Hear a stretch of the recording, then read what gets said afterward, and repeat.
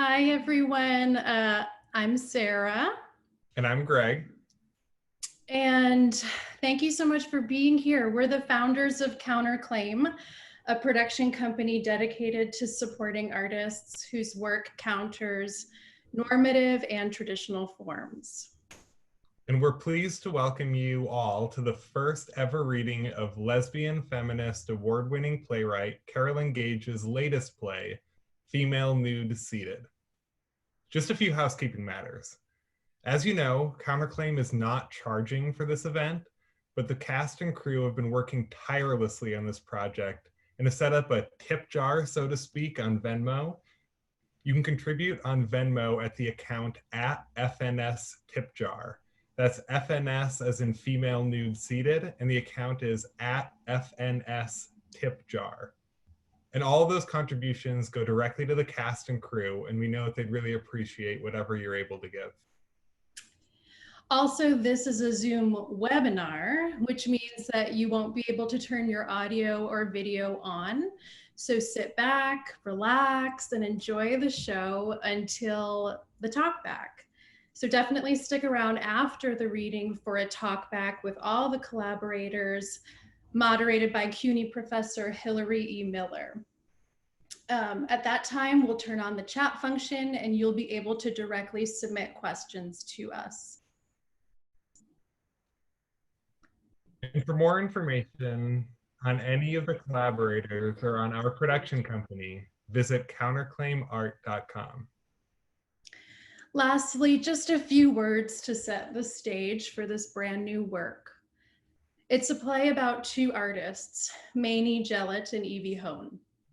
They meet at midnight in a student rooming house at the Westminster School of Art. It's 1917 London. The backdrop is World War I in the wake of the Easter Rising. At its core, this is a story of two lesbian artists with histories of trauma who connect and later change the art world. Thanks for joining us tonight. And without further ado, Female Nude Seated by Carolyn Gage.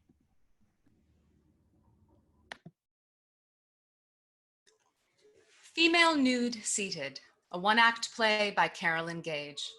A note, as members of the Irish upper middle class / landed gentry of 1917, both women speak in a British accent. There is a figure asleep in a small bed. The woman in the bed begins to thrash. Suddenly she screams and sits up. Mamie is a young upper middle class Irish woman, 21, with bobbed hair. An ominous form is revealed to be a painter's easel that has been draped with a bed sheet. Next to the easel is a table with a handful of dirty brushes soaking in a jar. There is a bottle of turpentine on the table and a half-finished letter. The floor is littered with crumpled papers. Mamie confronts the easel. Hysterical, she hesitates briefly before tearing the sheet off.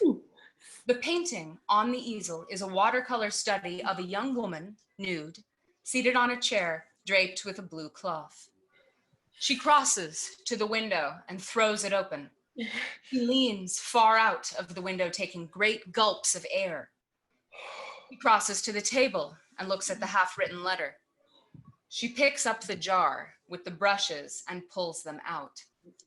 She lifts it as if to drink, reconsiders, and then rises to retrieve a fancy china cup and saucer. She pours the solvent into it. Bracing herself, she starts to lift the cup. There is a loud banging at the door. Screaming, she drops the cup, shattering it and spilling the contents onto herself and the floor. Hello? Hello? Hello? Mamie crosses to the door and unlocks it. Evie Hone, 23, stands in the doorway. She is an upper-class woman, also from Ireland. She is partially paralyzed from childhood polio. She crosses aggressively into the room, brandishing a poker while maneuvering with her cane. Where are you? Come out. Come out. She notices the wide open window and crosses to it looking out. Out the window, is it? She closes it firmly and locks it. So, who is he? Who? The man? The thief? There was someone in your room? No, An intruder? no. I heard a scream. Oh, that was me. Evie scans the room again. This time she notices the turpentine and the broken cup on the floor. She picks it up and sniffs it. Did you drink that? What? Did you drink the turpentine? Tell me, did you drink it? All right, to hospital then. No, I didn't. I was going to, but I didn't. I swear. Well, let's clean it up then, shall we? No. I can do it. Please, just go back to bed. And wait for you to light a cigarette and incinerate the entire rooming house in half of London? I think not. Bad enough to sit up most of the night waiting for air raid sirens and wondering if we'll all be bombed to bits by morning. I don't fancy myself waking up in a bloody crematorium. Now, this is going to ruin your towel. It's all right. I can clean it. Yes, I'm sure you can, but the question is, will you? I told you I would. I'm fine. Oh, yes, screaming like a banshee in the middle of the night, the window wide open for any hooligan in London, and topping it off with a nightcap of paint thinner. I didn't drink it. But you were going to. But I didn't. I have some rags in my room. And take that nightgown off. Turpentine is absorbed through the skin. You'll have a nasty burn. She exits, taking the poker with her. Mamie pulls the cloth cover back over the canvas and picks up the crumpled papers and puts them into the trash bin. Evie returns with a basin and some clean rags. She also has a bottle of brandy under her arm. I told you to take off your nightgown. It's soaked in turpentine.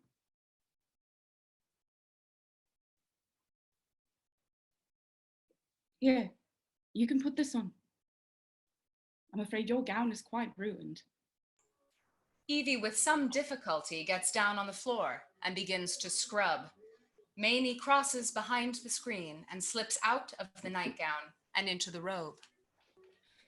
And sponge off your chest. It's going to burn. Mamie tentatively crosses to the basin and sponges her chest under the robe.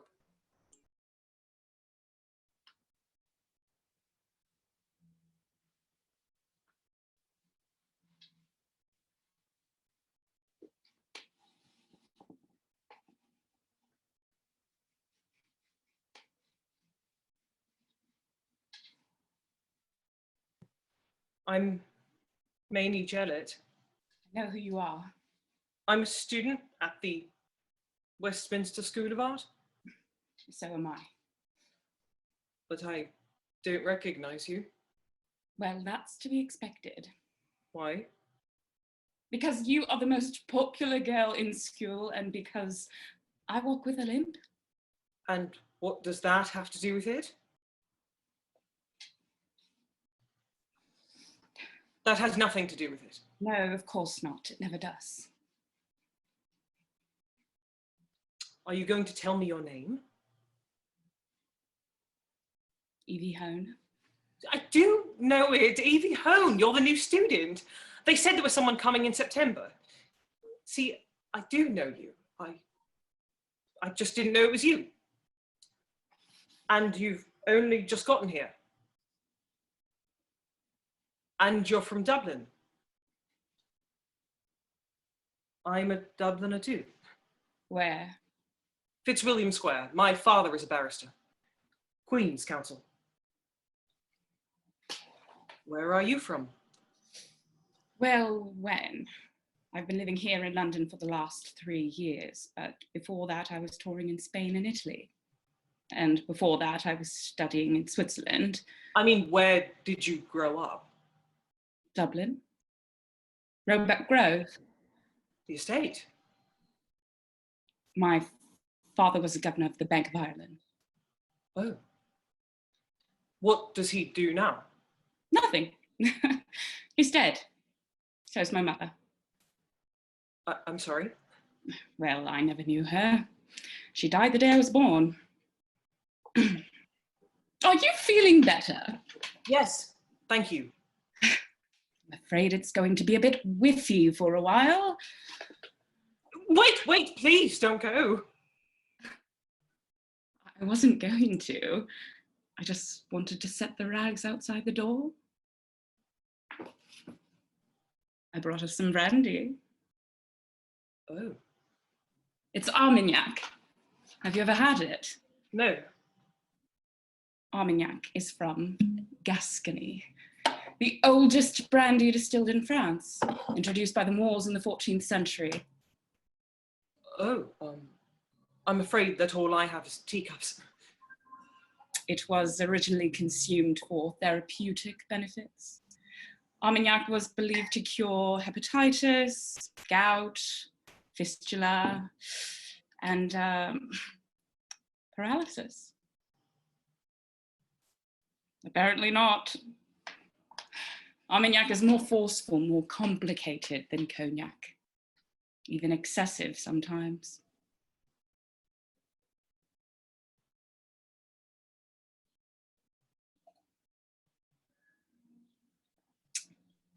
Well? I like it. Fire and earth. Fire and earth.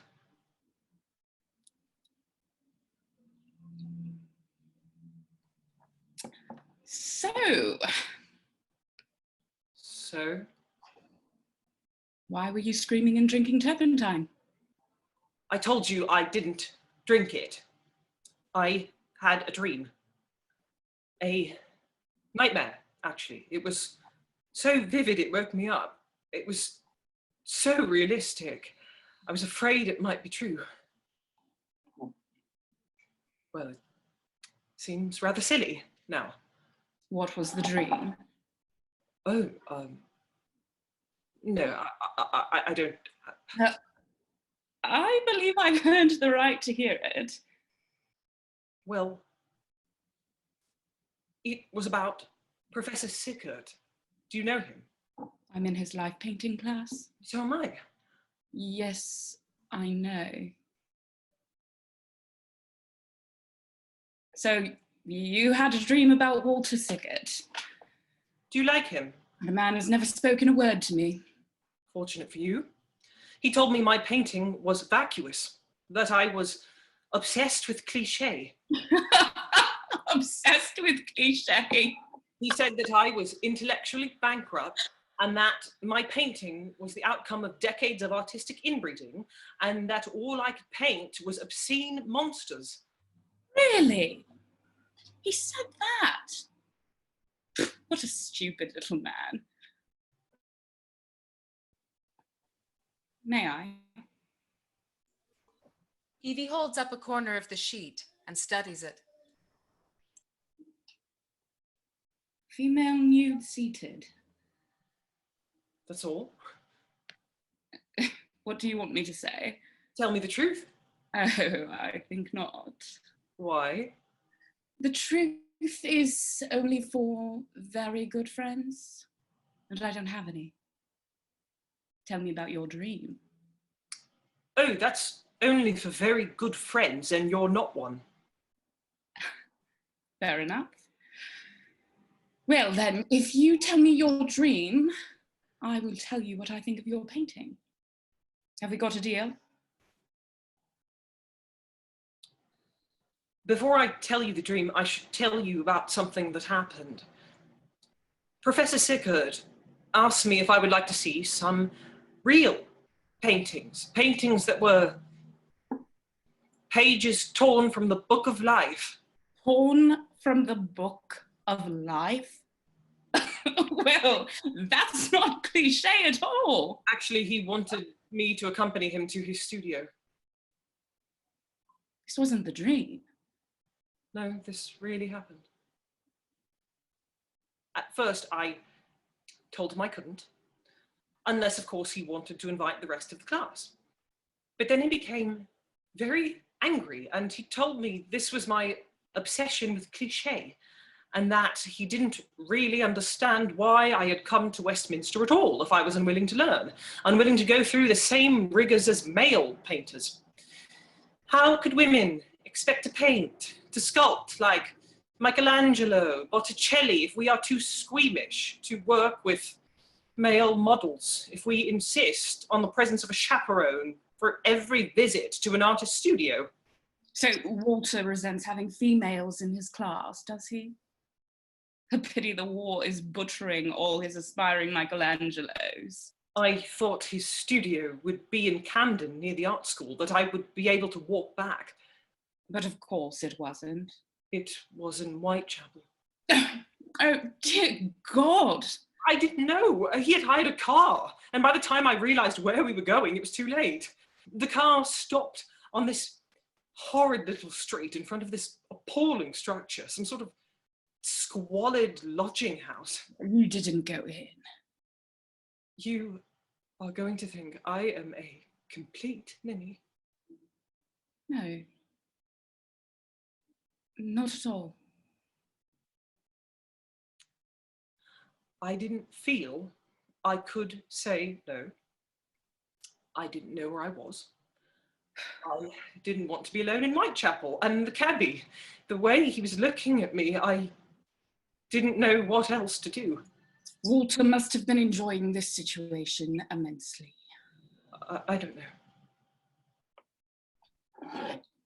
Long life. And the merry one? Quick death. What? The second half of the toast. A quick death. And an easy one. He had a studio. It was an actual studio. Of course it was. Hideous man. Actually, I'm not used to people who don't like me. Ah, the very definition of most popular girl. Why? Why don't you like me? What have I done? What have you done? Well, you have needed to ask that question.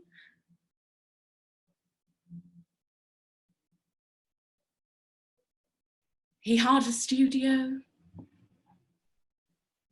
Yes.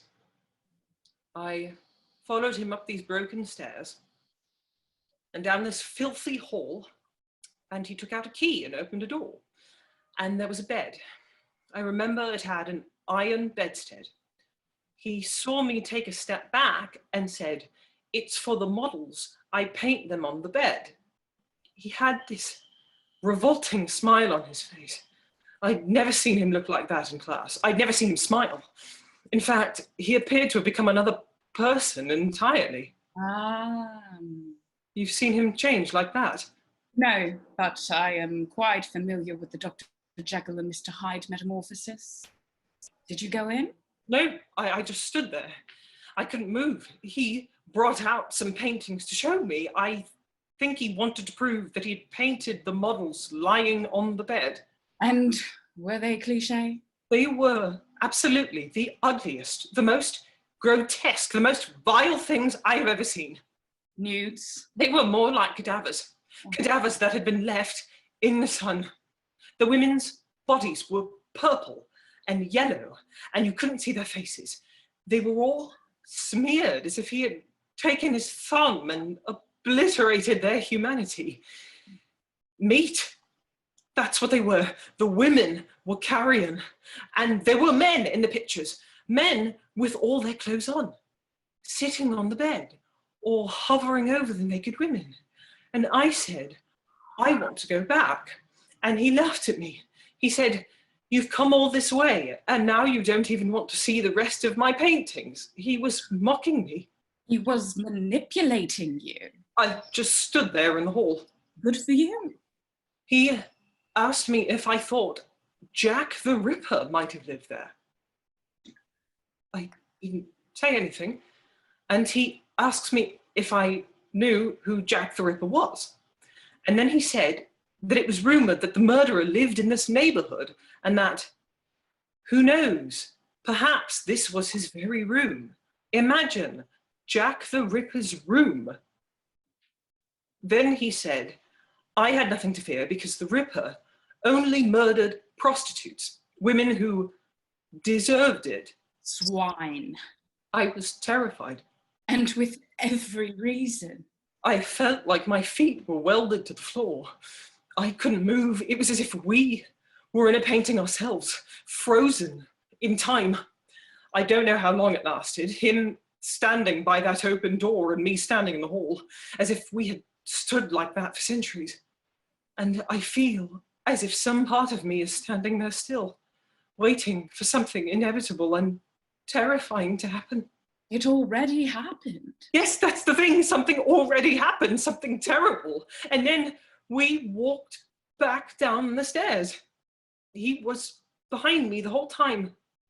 I could feel him mocking me with his eyes. It was as if I was his little dog and he was taking me out on a leash. We got back in the car to Westminster, and the whole time he ignored me completely. Talking with the cabbie who kept turning around and leering at me. And yet you still attend his class. I don't know how not to. I mean, nothing really happened. He invited me to his studio and showed me his paintings. Evie rises abruptly and begins to pace.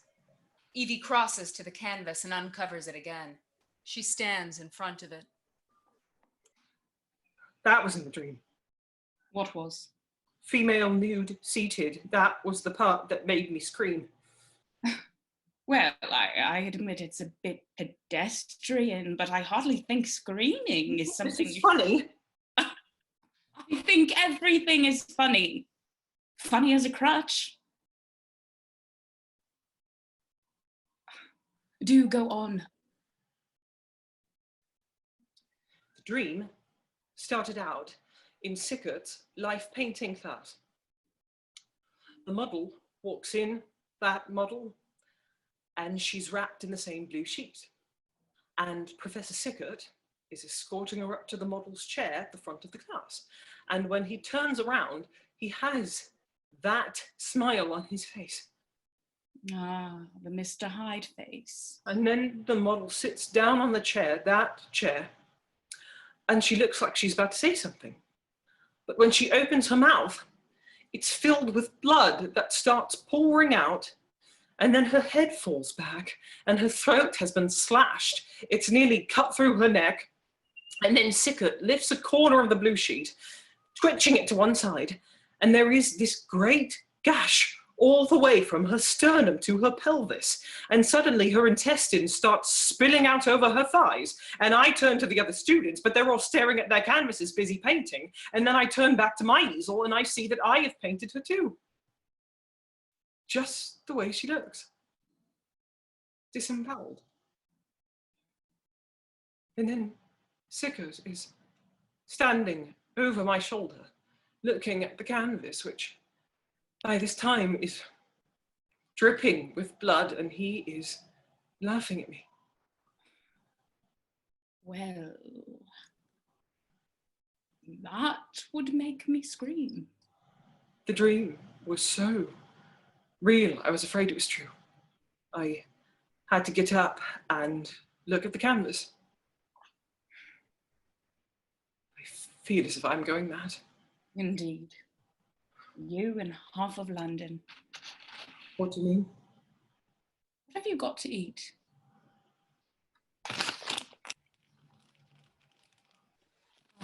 Biscuits.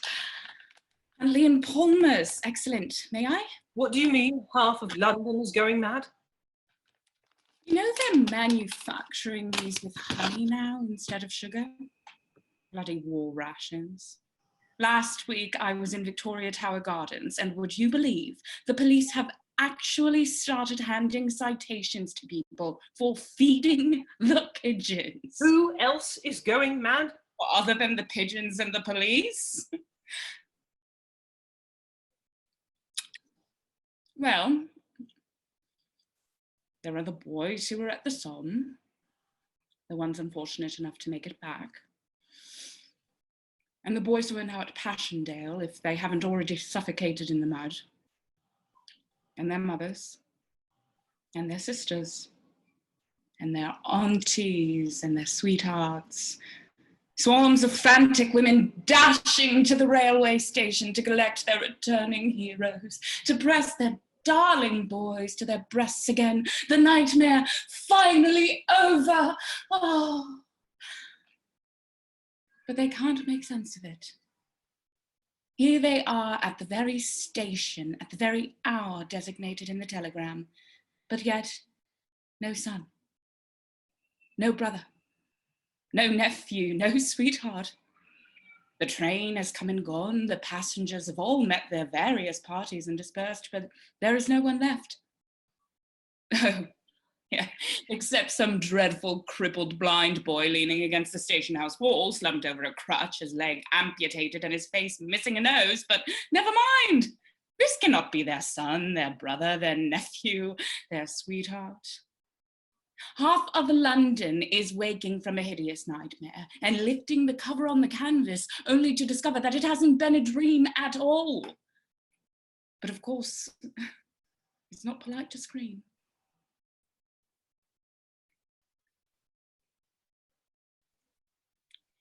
Do you think Walter Sickert is Jack the Ripper?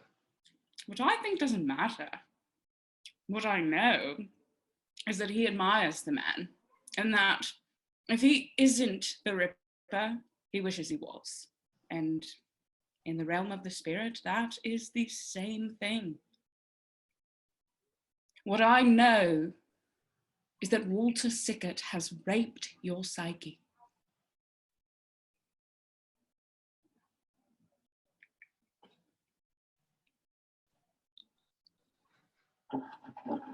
Well, that was the dream. Now you have to tell me what you think of my painting. The most popular girl paints the most beautiful girl, theme and variation. Oh, and what about when the unpopular girl paints the ugly girl? What do you call that? Well, I call that a self-portrait.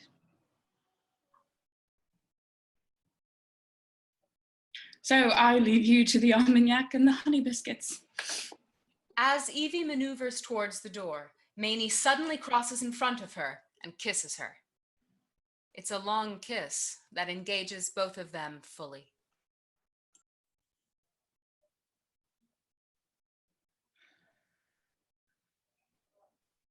I have your robe.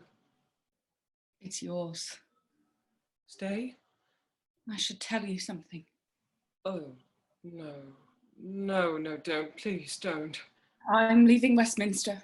But you only just arrived. Joining a convent. Well, that's original. The Convent of the Epiphany in Cornwall. It's an Anglican sisterhood. But why? Because I need to be with women. You are with one tonight. Yes. Evie kisses her. But what about your art? Are you just going to abandon that? Female nude seated. But you don't have to paint that. Landscapes. Portraits. Birds. No, that's the problem. Problem? Why does every picture have to tell a story? Why can't art be as pure as music? Must it always be tainted by some form of voyeurism? Isn't it possible to create a painting that is as spiritual as music? A song to the eye. Yes, exactly. A song to the eye. Something that is more than a reminiscence of life. Something that lives on its own. Life. I want to create paintings that pull the viewer into movement with them instead of forcing them to be a voyeur. When I paint a woman, I want it to be something that is impossible for men to appropriate for their fantasies and their fetishes. Art should be an expression of spirituality. Perhaps you should join a convent. A prison. It would be a prison. Living in a literal cell, never being allowed to leave without permission. every minute of every day regimented. I don't understand how you can be so willing to give up your freedom. But I'm not. I'll be gaining it. How can you say that? Actually, Plotinus said it. Do you read the Greeks? Well, he wrote that there are 3 types of humans. First, those who live materially, like birds who are too heavy for their wings and can't fly at all. And then there are those who can only fly a little bit above the earth, just enough to catch a glimpse of the possibilities, but they aren't strong enough. And they end up falling back on the very conditions they had hoped to escape. And then, finally, Plotinus names the 3rd type. These are the godlike ones who have a clear vision of the higher truths, who live in the realm of spirit above the fog and cloud of earth. He describes such a person as one who is returning after long wanderings to the pleasant ways of his own country. So you see, I shall be going home. Well, I think that's the most selfish thing I ever heard.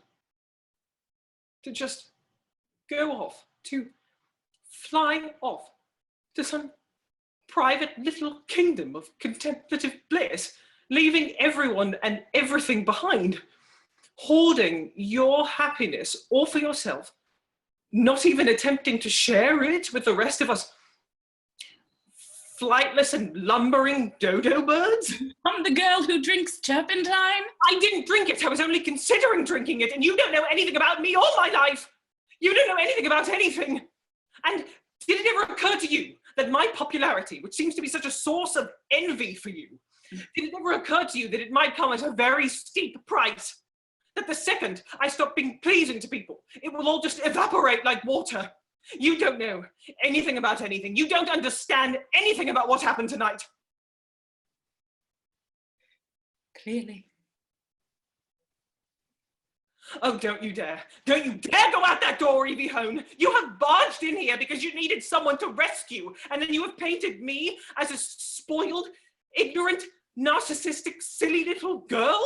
And now that you are done with your noble mission, you think you can just stack your little canvas over in the corner with all your other studies of people who failed to measure up to your vast experience of life and your exalted spiritual vision.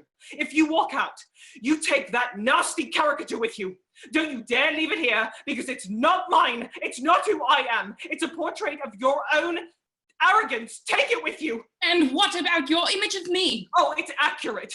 No, it's not. It's storytelling. It's cliche. It's the work of a cheap voyeur. Get out. Why don't you test your theories tonight? What do you mean? Paint me. Why should I? Because I am the perfect subject for your study. Paint a female nude who has survived polio, quarantined away for years in hospital wards. Paint a female nude who has wasted her childhood in bed, encased in a plaster of Paris straitjacket, her legs shackled to splints. Paint a female nude whose limbs are deformed by disease and disfigured by the butchery from 100 worthless surgeries. Paint a female nude whose body has been the object of curiosity and experiment by scores of doctors, fetishized by professional men who by day pose as the saints who dedicate their lives to relieving the suffering of afflicted children, and who by night raid the wards for victims too immobilized to resist, too young to understand, too isolated to be rescued, and too traumatized to remember. Slowly, Mamie crosses to her easel. She removes the canvas of the nude, replacing it with a fresh one. Mamie takes the sheet that was used to cover the canvas to create a drape over the chair. Evie rises, and with her back to the audience, removes her pajama shirt. Seated in the chair, she removes her pajama bottoms. Mamie glances briefly at Evie's legs. She reaches for her charcoal and begins to sketch.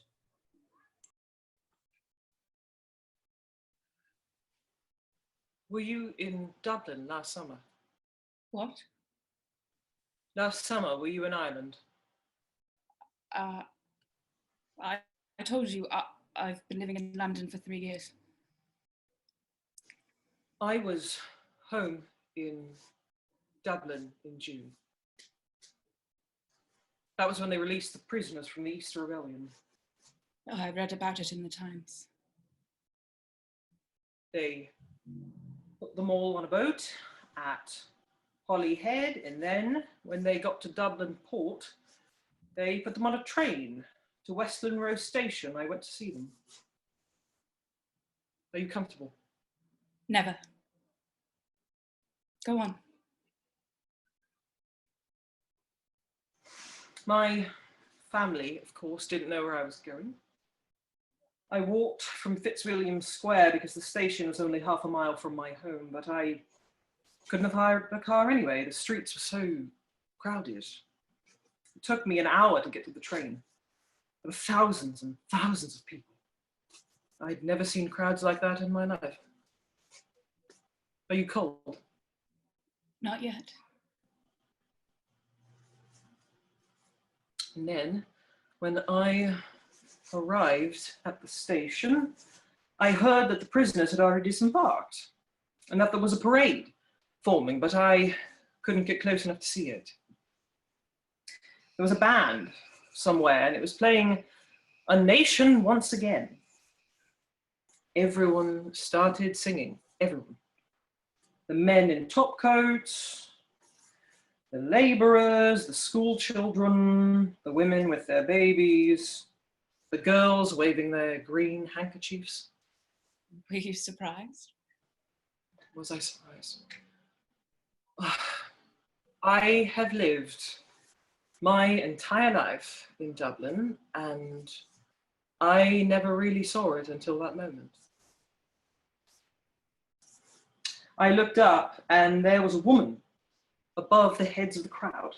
She was dressed in black and standing tall like a statue. She began moving forward slowly, like she were an icon being carried in a religious procession. She must have been standing in an open motor car. It was Countess Markovich. She was standing, not smiling, not waving, just standing like the masthead of some enormous ship, parting the humanity of Great Brunswick Street. And I felt this overwhelming urge to kneel on the pavement. The crowd was pressing forward to follow her, but I couldn't move. Tears were running down my face. People began pushing past me, hundreds of them, but I couldn't move. You were on sacred ground. Well, I had never felt anything like that in a church. I kept thinking about how, after her arrest, the Countess had to listen to the executions of her comrades as they took them out, one by one, day after day, and shot them in the prison yard. Quite a woman. My father calls her a coward and a traitor. He says, "Sex be damned, they should have shot her with the others." I believe she requested it. I couldn't go home after the parade. I walked down to the river and then over to the General Post Office. I hadn't seen the GPO since the British shelled it a year ago. I think I'd been afraid to see it, but it was just an empty facade. Not frightening at all. The pillars, the portico, the statues, all perfectly intact, but the entire building behind it was gone. Just rubble. Standing before it, I could see the clouds passing behind the windows. It was oddly peaceful. like a gateway or a picture frame to an unconquered country. And then I walked to St. Stephen's Green, where the Countess had fought and where she had surrendered. And I kept thinking how everything was different and yet the same. How the grass and the leaves were shimmering and radiant. It was like a dream. Except that the Dublin of my childhood was the dream, and that this Dublin now was real. I was being initiated into a world of spirit underneath the skin of the city, behind the facade. And in that initiation, I was having the same experience of shimmering and radiance.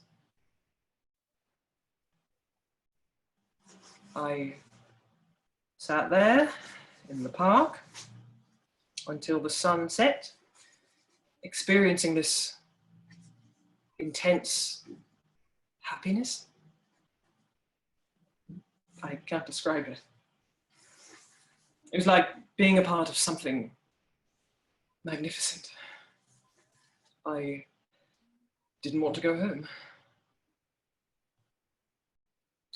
In a sense, I have never been home again. Why are you telling me this? Because you want to go to a convent when there is a resurrection happening in Ireland. It is the living thing itself, and not just a reminiscence. What about you? No, I can't go home. I can't go back. And does this have anything to do with the papers that were all over the floor when I entered, but which have since so mysteriously vanished? Mamie crosses to the trash bin and pulls out the papers. She hands them to Evie, who, still seated, has wrapped the sheet around herself. Here. Ah, letters to your father. He's running for Parliament next year to put down the rebellion. But they are all unfinished. Yes. Theme and variation. Everything I attempt is unfinished. Wait, may I see? Evie takes the canvas.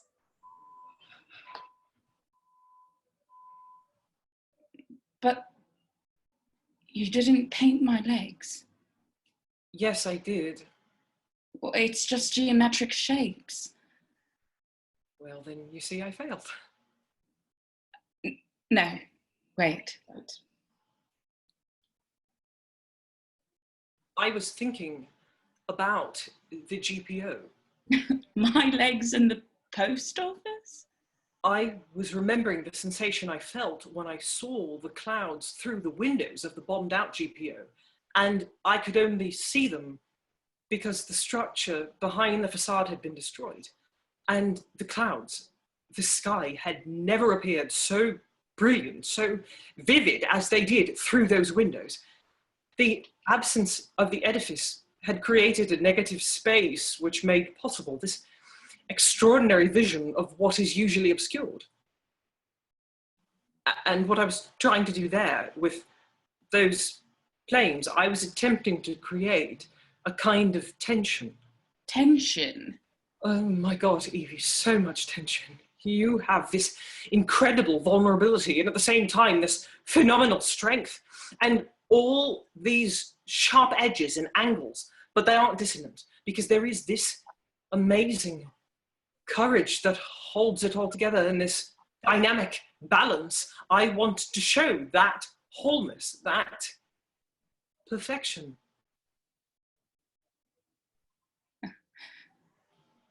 You know it's only a failure if you quit. Well, There we are.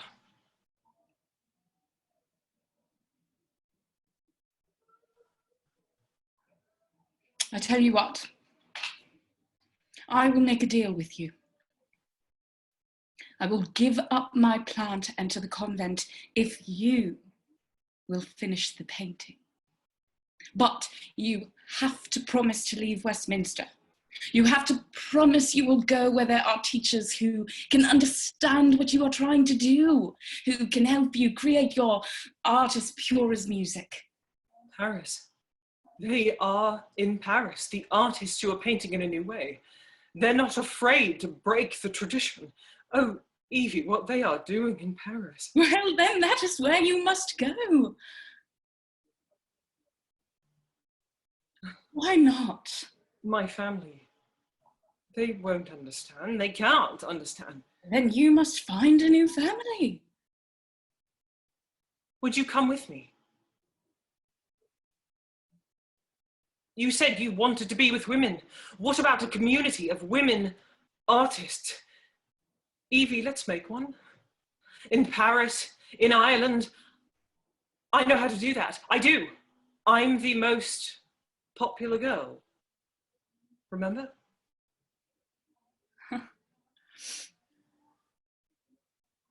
How could I forget? As the women embrace, Evie's sheet begins to slip to the floor. Blackout. End of play. Hi, everyone. Thank you so much. I'm Hillary Miller. Before we start the talk back, if we could take a moment and just applaud these incredible performers, even if you are in your home and it feels strange to do so. Let's just give them an applause, and I will invite all of the performers and the creative team to sort of come back on stage as we do so. As well as the playwright who is also joining us. Yes, thank you. Fill in some applause. Thanks very much. And we have the producerial team coming in. Great. And the dramaturg is coming in as well. We're just going to wait for all the actors to come and return to the Zoom stage. So while we wait for them to do that, as I said, I'm Hillary Miller. I'm the talkback moderator tonight, and I'm really excited to be here with you all. I teach dramatic literature in the English department at Queen's College at CUNY. I'm right here in Flushing.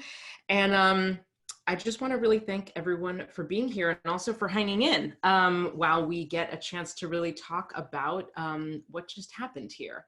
And we are really lucky to have the playwright with us tonight, Carolyn Gage. So thank you for being here, Carolyn. And the first order of business to mention is that if you have any questions, if any of the audience members have questions, you can use the chat box to type those in. Don't worry, nobody except for the producing team will see those questions. The other audience members won't see those. So if you have any questions that you'd like to ask after what you just saw, go ahead and leave those in the chat box. So let's just get started. The first person that I wanted to really make sure that we turn to is the playwright.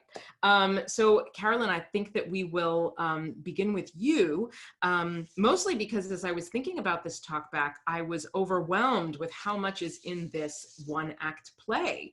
It's a short play, but you have really tackled so many different topics head on. And I made a little list at first of what I was interested in talking about. And I thought, lesbian historical representation, and I had down social isolation versus spiritual communion, Irish identity and nationalism, disability. Okay, so we can go on and on, right? So what I thought would be interesting would just go directly to you and say, what were the real, for you, the central motivators of writing this story, and in particular, writing the story of these two artists, since we know there are so many lesbian artists whose stories have been erased and not told.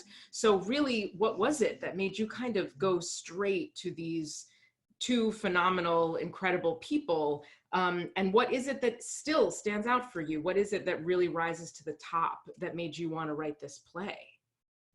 Well, there's a lot of things. And first off, I want to give a shout out to the International Dublin Gay Theatre Festival. They've been tremendous supporters of my work. my mother was Irish, of Irish descent, and so I really have a love of Ireland, as well as that festival.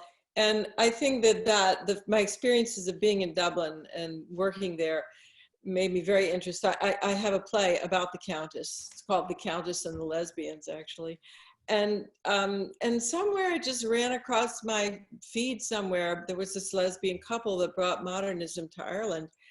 And the more I read about them, the more I realized that I was really compelled by their story. And then I was really interested in polio and putting that on the stage, and dealing, and this, I did all this research of, she was stricken in 1905, how polio was treated in 1905, and that was just profoundly horrifying and moving. And you know, just all these things started to come together. But I had a lot of things to say about the male gaze. I mean, I have 2 degrees in theater, and in all those years, I think we studied one woman playwright, you know, and, you know, so that, you know, but so passion for lesbian history, lesbian representation, especially butch representation. And, you know, and then that, and then also a lot of my work is about traumatized women. And anybody, from what I read, anybody who survived polio from 1905 had to have just, you know, for days, complex PTSD. So I always find that really fascinating. It's a censored archetype, not just on the stage, but everywhere. You know, women contending with it are, you know, misdiagnosed as borderline or drama queen, psycho bitch. So I like to put those women on the stage and represent, you know. Yeah, but you know, then at some point the characters just start to carry on without you, and they went in such interesting directions. I was also interested in upper middle class woman, you know, interacting with somebody of massive wealth, like Downton Abbey wealth. This sort of class distinctions between the haves and the have-a-whole-lots, you know. So that's great. And also that helps. I probably should have clarified. Somebody did ask a question. So just to clarify, as you were saying, this is all based on 2 women who actually are in the historical record and lived. And so a quick follow-up before I turn to some of the other creative team members. There was a question there, and I also had a question about what kind of research. I know you said you spent years working on this. Was there a specific, I don't know if you went to archives, if you just worked from the paintings, was there a kind of research that ended up being really useful as you were trying to get there? I forgot a big piece of it, which is, I read Patricia Cornwell's books on Jack the Ripper and her theory that it was Walter Sickert. And the more I read, it was like, I absolutely think she's got something. And I don't want to, you know, try it in front of a judge and jury in this play, but I just felt like I can still use that. And if you look at the artwork, the nudes, the Camden Town series of Walter Sickert, and he's got a sketch of his studio that he titled Jack the Ripper's Bedroom. Don't get me started, but that was of great interest to me. That when you consider the number of men consuming violent pornography, we all probably have 10 of them in our everyday life. We don't know who they are, but how are we impacted by that? So that, you know, so there was a whole Ripper piece that I wanted to put in, and that Jellett studied with this man and painted nudes in the presence of this man. I'm like, oh my God. And so there was that. And I can't remember the question at this point. I got so excited about Jack the Ripper. You were asking me about the research. Oh no, that's fine. That's well, that was part of the research. So Patricia Cornwell's book is a great answer to how you sort of got even deeper in. And I think I got a little bit distracted because people are asking about a flash of a topless man during the performance in the chat box. So if you asked about that, you don't. No one else has to ask anything about that. The question has already been asked. So thank you for asking about that. And I won't be able to answer it. But I would like to sort of tilt the question a little bit to other members of the team. And this could be for the director, this could be for the actors, the dramaturg, how you dug into the historical dimensions of the play, either for your character work or just sort of how you approach telling a story that is set, let alone a story that centers lesbian stories, that's set in such a different time and place. If anyone wants to kind of tackle what the challenges were or how you approached it, I think that would be great to hear. Anyone can go. Should we start with the director? Emma, do you want to start? Sure. I was excited to pass that to Olivia because I feel like she ended up getting very excited by Mainie's real work and Mainie's paintings. I mean, it's an interesting question because obviously I looked at the work, I viewed the work, their actual art, Mainie Jellett and Evie Hones, and also Carolyn early in the process sent us some footage of that parade of the Countess Markievicz being released in Dublin, and that was really interesting to look at because it's such a fascinating realness, the fact that so much of I do a lot of work in new plays, but also I do a lot of work in Shakespeare and classical texts, and it's an interesting thing because this period feels so far away to us, but at the same time, it's not so far away that we don't have recorded black and white video footage. And so it's an interesting thing because that was a cool, things like that, sources like that. But yeah, anything, I mean, a typical practice would be, I listened to the things referenced in the piece. I looked at the paintings referenced in the piece. I listened to A Nation once again, that thought about what it would have been like to be in Dublin and in that moment. But oddly, I sort of, I want to pass the research is less, in a sense, less critical for, not that the backdrop of the history is not key, of course it is. And there's, it's interesting because gay historical life is also, like, gay period pieces are a thing and also kind of a genre. And I have sort of like a deep interest in that work. And so, I don't know, I actually sort of thought about E.M. Forster a lot. And I thought about the conditions of repression that exist in a space where there's something magical about this particular love story. There's something extra. There's always something magical about a love story because it's about people who are somehow made of the same stuff, connecting in a chaotic world, especially in a time of turbulence and violence. But there's something I would posit extra marvelous about gay historical love, because the added dimension of these things that are the same found each other in a world where that is almost impossible.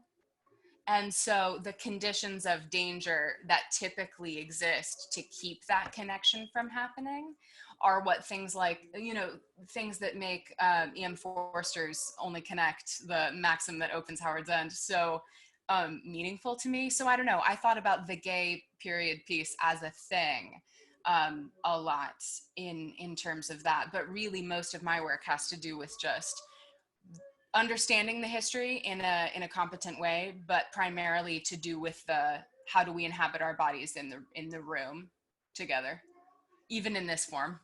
So I hope that answers that question, but I would love to hear from the actors about their research too. Yeah, totally. I would love to jump in a little bit. For myself, I really started with and stuck with Mainie Jellett's work. The journey of her work, from what I have found, from when she was a student of Walter Sickert's to when she was in Paris with Evie Hone, and after and after and after, the development of where she started and where she went to, the seeds of that were captured so beautifully by what Carolyn wrote for her.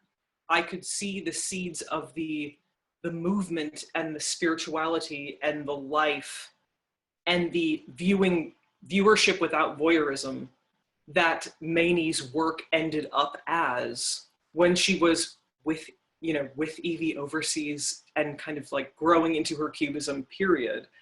Those seeds are so there in this piece. So it felt very important for me to be able to really just track where she started and where she moved to. And yeah, for Mamie at least, and I'm curious to hear more about Evie, of course, but for Mamie at least, her feminism, her Irishness and what that meant to her, her belief was so important to her work. And those shades were all ways that people viewed her work and judged her work, and during her lifetime, sometimes incredibly harshly.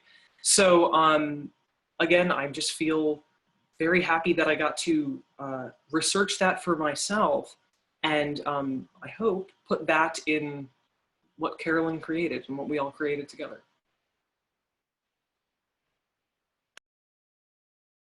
Great. Evie, did you want to chime in, or? I don't think there's anything really that I can add too much. I did a bit of reading on what polio was like. I mean, there's a lot of writing about that right now anyways, because of what's going on. The, you know, pandemic that we're in, the reason why we're having this thing on Zoom. And so there's actually been a lot more resources, like contemporary writing on that, than there would be in any other era. You know, after polio kind of not disappeared. I know people are saying in the chat that it's still around, and it definitely is. But yeah, I think I really wanted to focus a lot on just the ways to sort of channel this whole like genre of gay period piece, and what sort of like intense, what an intense experience that is. I haven't gotten to be in one before. So I honestly am going to do a lot of reading on what they've done, like now that it's over, and like really enjoy that experience of being like, oh my God, that is so freaking cool. But before doing it, I think I was actually just really focused on trying to connect with Mamie and Olivia, you know, and just trying to get like as lusting and broody and gay as possible. It wasn't a far reach for me, but you know, still a reach. Yeah. Great. Well, I had a question that there are a couple of questions that kind of spin off of this, and one of them is, Carolyn, I'd be curious to hear a little bit. You know, you've talked about your experiences in your career as a theater artist who was trying to tell the kinds of stories about, well, feminist lesbian stories that oftentimes theaters were not interested in staging, or if they were staging gay stories, they were staging gay male voices. So one of the questions that I had here was sort of, is it too much for me to connect the figure of Walter Sickert as this sort of misogynist artistic mentor with maybe the trend of there being a lot of male mentorship in the arts, and sort of how that can influence or impact, especially artists who are trying to develop their voice? And I was just curious if you were interested in part in Sickert because of your own experiences as an artist in training. Yes, and I also, I'm also very interested in the ways that like the expression raped her psyche. And I remember in my theater school days, I was in some basement in the theater rehearsing some student production, and my advisor came down to sign off on the last rehearsal or something, and everybody had gone home and he was giving notes, and I was sitting down and he was standing next to me, right next to me, and his genitals were like maybe 6 inches from where I was, and he had his hand in his pocket and he was playing with coins. And I'm not able to find language. And how hard would it be to stand up? I couldn't stand up.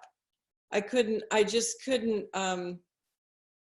you know, and I'm like, well, what actually happened? Nothing. It's the strongest single memory I have of my graduate school days. Undergraduate, I was at William and Mary, and one of my professors was trying to date me, and I left school for 10 years because I had a trauma history. And so again, nothing happened. But when you take somebody who's already been broken by their childhood, it doesn't take very much.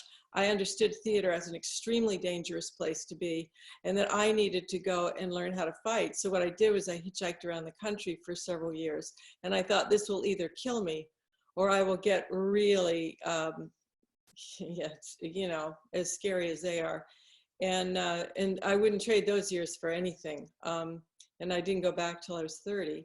But yeah, I have strong feelings about male mentorship.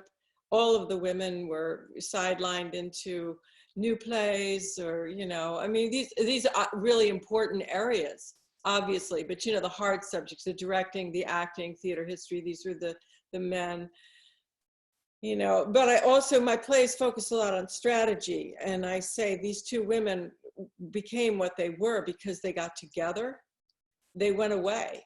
They went looking for what they didn't even know what it was, but they knew what it wasn't. And that's a big thing for women, to get away from what it isn't. Just get away. The way will open up as you walk in it, but leave the toxic environment and trust something else will be there. That is a theme of women. Strategic solutions for women in patriarchy is a constant theme in all of my plays, which is one of the main reasons why they are so heavily censored.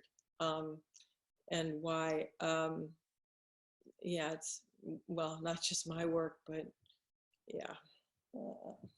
Absolutely. I could talk for days about that. But did anybody else want to chime in just on that general subject? Carolyn just said something that reminded me, that pointed me in a direction of what you just said about practical solutions for surviving the patriarchy.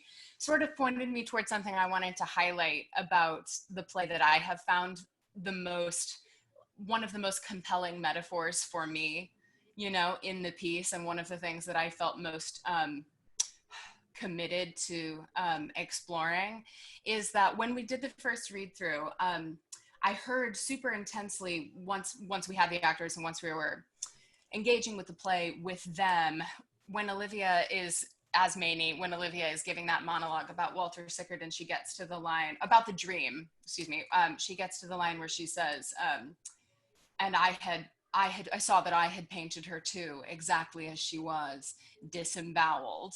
And that was sort of a moment at the very beginning of the process where something clicked for me, and I was like, oh my God, that's what Carolyn is doing in this play, is that the metaphor, the nightmare that we're all living in and trying to awaken from. The nightmare is that under patriarchy, if you don't escape, eventually you see like them.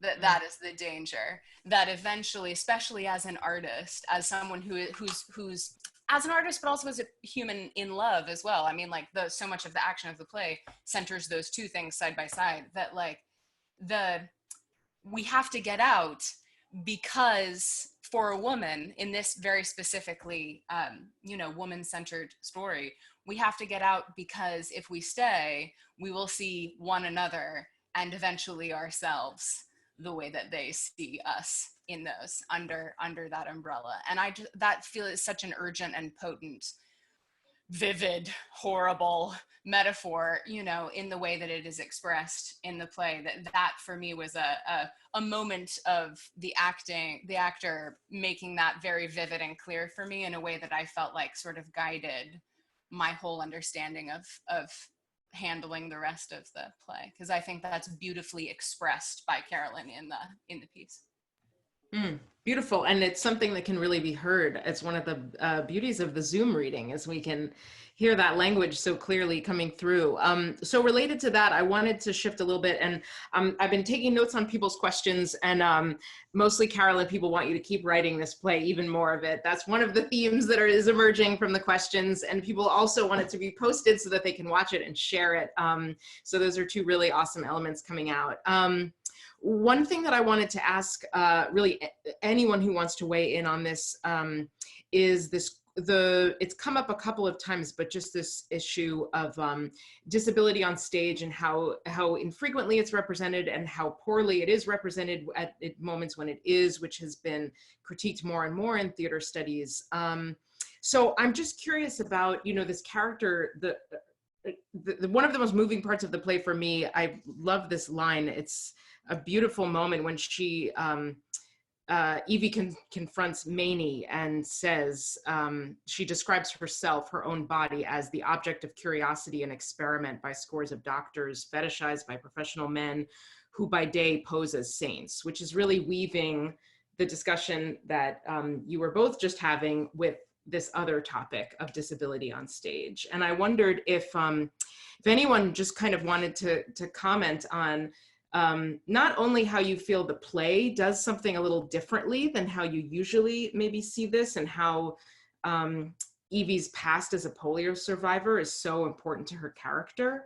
But also this will pivot us into just the challenges of Zoom, because that's a part of this play that is really difficult to convey over the Zoom format in all of its theatricality, of course, not difficult to convey, but in theatricality. So that was a bunch of things that I threw out, but that's because I think it's a really complicated issue. And so whether someone wants to talk about the character of Evie and her past experiences as a polio survivor, or the elements of disability representation on stage, I would be curious to hear how you all approach that in staging this Zoom. And that could be anyone: dramaturg, actors, director, playwright. I mean, you guys know I want to jump, or you all Abby, know I want to yes, jump. Abby, the dramaturg, please jump in. For everyone who's watching, I personally identify, after a long period of questioning, identify as a disabled artist. I have cerebral palsy, and so something that drew me to this play was Carolyn's, how she was looking at the juxtaposition of disability and intimacy, and also someone who was a survivor of sexual assault, and just the reality that disabled people are assaulted much more often due to their position in life. That is also a reality. And so looking at what Carolyn is looking at in this play, both that disabled people are sexual beings, right, in the media and in society at large, we see a large this idea that is produced that disabled people aren't sexual beings, which is something that Carolyn is turning around and is changing just in the way that Evie walks into the room, right? She's the one who brings the idea of sex into the air kind of at first.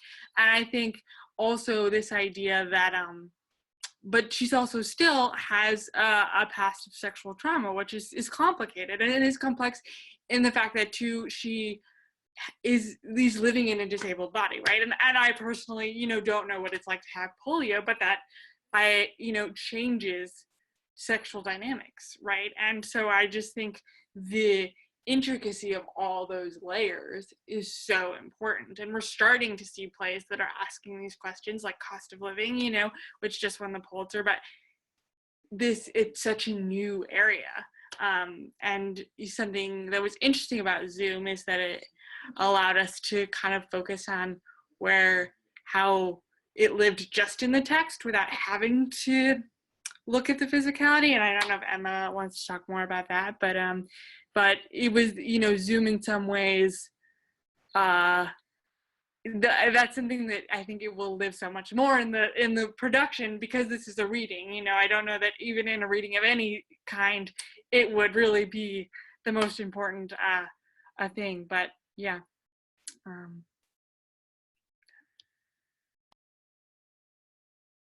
That's great, thank you. Were there any other thoughts on that topic before we moved into the next one? And people have been adding really beautiful comments also in response. So thank you to everyone who was chiming in on how the reading sort of added a different aspect to that question.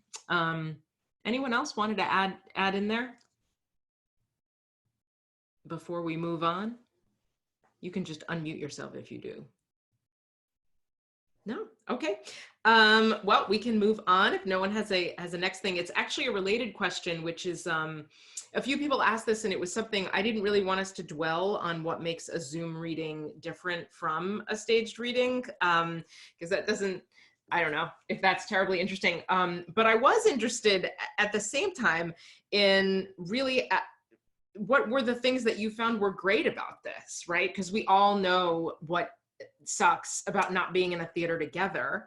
But what were the things that were really great, either about Carolyn hearing your play this way or directing this way? I don't know if you guys have worked together before, but meeting new people in this way. And certainly the producers can also chime in, like imagining that you're going to do a staged reading and then doing a staged Zoom reading. So, you know, what is great about the Zoom form? And if you want to complain, you're welcome to do that as well. I'm happy to jump in here and praise the Zoom a little bit unexpectedly.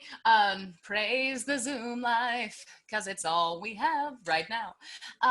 But there were things about it that I found really liberating. I mean, basically, when you are, a stage reading does this anyway, because you're forced to inhabit the bare essentials, but really the tools that are needed to hear a play, which is what a reading enables us to do. What you need to hear a play is strong, committed performances. And that's almost it. You know what I mean? And so, like, in terms of giving Carolyn and the audience now, which is thrilling, the sort of cleanest, most muscular, most inhabited, most intimate feeling read of the play that we could. It was sort of helpful to be edited naturally down to this very, very bare form. And also, I think because it's such a sort of sexually intimate, tense, limited, it's just a live wire between two people. That's the whole scene. You know what I mean? It's an electric current between two people. I mean, right now it's literally an electric current between two people. And so we had a discovery of, like, the second or third rehearsal. My assistant director, Harrison Densmore, a beautiful genius who is in the audience tonight. Harrison and I had a conversation after a rehearsal about the nature of eye contact on Zoom, because obviously the ways that you stage and express sexual tension in the theater, even in a staged reading, have to do with distance as well as timing. And so without that, I started, basically we had a revelation that eye contact for a Zoom experience, what feels like eye contact to us, the viewer, is when the actors look into camera rather than at each other.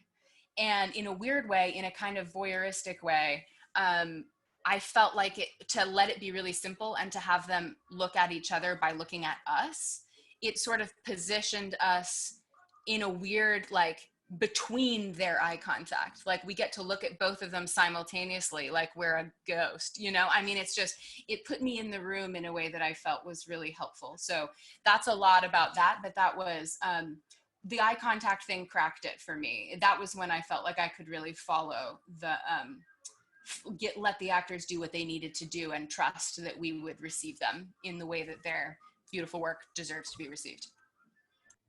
It's interesting because I saw a few people commenting how they liked how the kiss was handled and the choices of eye contact. So I think clearly something worked.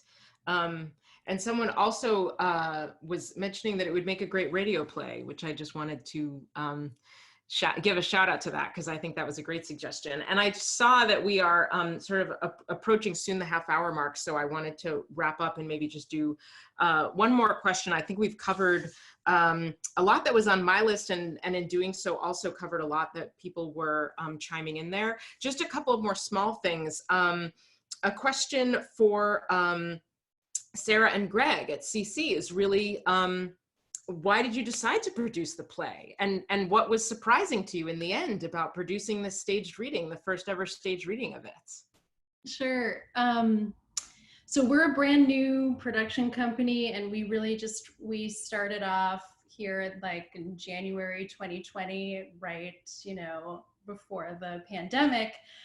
And we wanted to start off strong, just regardless of COVID-19 and regardless of everything now being moved to an online format. And when Carolyn sent us the play, what intrigued, I'll just speak for myself, what intrigued me really was just her fearlessness on the page. You know, she took two historical characters and brought us to the origin of their relationship as they embark on something so profoundly beautiful, but also just profoundly dangerous as well, given the time, you know, the setting and the themes that Carolyn writes about. And what we have been envisioning as counterclaim, you know, as producers, is just creating a sort of haven for artists who are making work that pushes boundaries. We're just interested in producing beautifully dangerous works like this. We're interested in producing non-traditional work.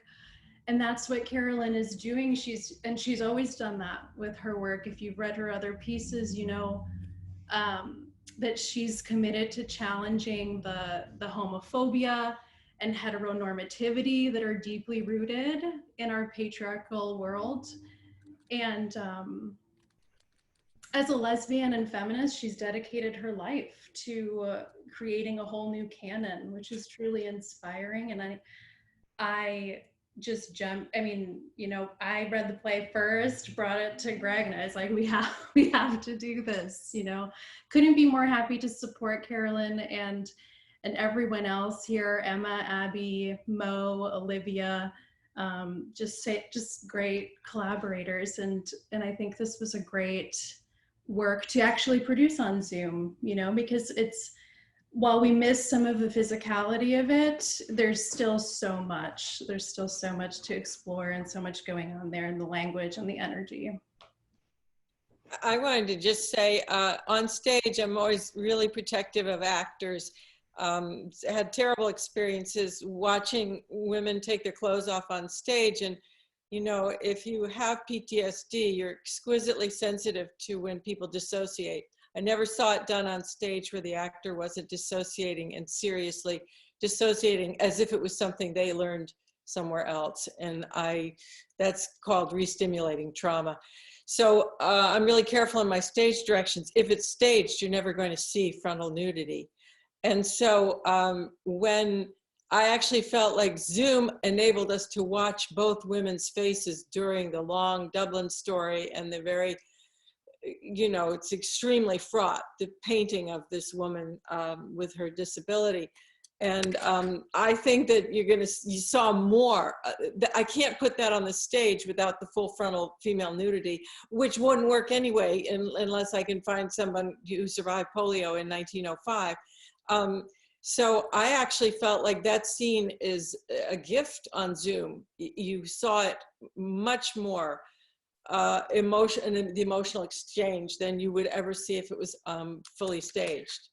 So that's fantastic. That was actually my final question was for you, Carolyn, about what you learned about the play from having it reimagined in this way in front of you, which I guess you sort of just answered. But if there was anything else that, you know, for you, you've been in this game a really long time, and now you've had to sort of roll with these punches too, you know, of a reading turned into a Zoom reading. And what aspects of it for you have been gratifying to be able to hear this play in this way? Well, I love that, like, there's no distraction. I mean, the props, yes. You know, there's always the anxiety, are they all going to be there? Will they all work? And then the actor portraying Evie, you know, there's a disability with the legs and with the arm. And so that's a huge technical challenge for the actor in every moment to remember the specifics of the mobility limitations. All of that's gone. And it's just sort of, you know, it's, you know, it was very interesting, and I felt like it was different, but not lesser than.